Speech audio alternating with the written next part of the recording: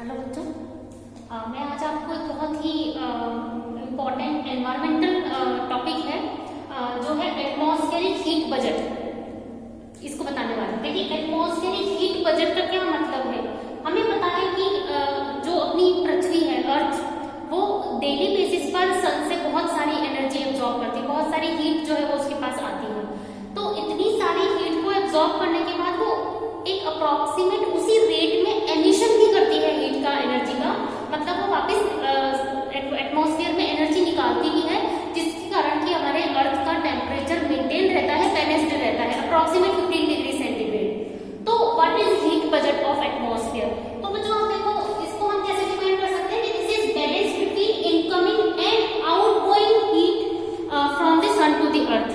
आने वाली और निकलने वाली टोटल जो हीट है उसके बीच का बैलेंस अर्थ हीट बजट कहलाता है।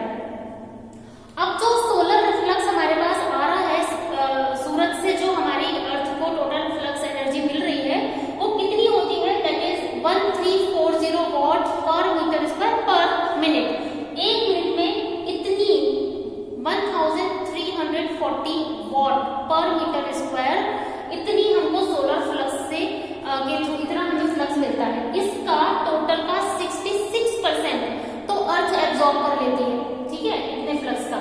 लेकिन 34% जो है वो या तो रिफ्लेक्ट हो जाता है या वापस से जो है वो स्कैटर, क्योंकि लाइट में स्कैटरिंग की प्रॉपर्टी होती है, ये वापस से रिफ्लेक्ट हो जाता है। और इस प्रॉपर्टी के कारण हमारे अर्थ में हीट का बैलेंस रहता है। अब ये जो हमने कहा कि 34% तो रिफ्लेक्ट हो गया या स्कैटर्ड हो गया, लेकिन जो 66% हमारा आ रहा है अर्थ में भी अपर एटमॉस्फेयर पर ये 66% सोलर फ्लक्स एब्जॉर्ब होता है। तो वो किस तरीके से हमारे अर्थ में सर्कुलेट होगी टोटल एनर्जी? तो देयर आर टोटल 3 प्रोसेसेस। कौन सी प्रोसेस हो सकती है कि ये जो 66% सोलर फ्लक्स एब्जॉर्ब हुआ है, इसमें से कुछ तो रेडिएशन हो जाएगा एनर्जी का इंफ्रारेड रीजन में, IR रीजन में हमको निकाल के दे देता है। या फिर जो मॉलिक्यूल्स अर्थ में प्रेजेंट हैं, उन मॉलिक्यूल्स या एटम के बीच में इंटरेक्शन स्टार्ट हो जाएंगे। हम सब जानते हैं बच्चों कि जब एनर्जी मिलती है मॉलिक्यूल्स को, तो ऑब्वियसली उनकी इंटरनल एनर्जी बढ़ जाती है, तो उनमें इंटरेक्शन स्टार्ट होते हैं। तो जो वेरियस एनवायरमेंटल रिएक्शंस हम लोग पढ़ते हैं, है ना, डिफरेंट एनवायरमेंटल रिएक्शंस, वो हमारे को मिलती है, वो इस 66% सोलर फ्लक्स जो एब्जॉर्ब हुआ उसी के कारण मिलती है। और तीसरा क्या है?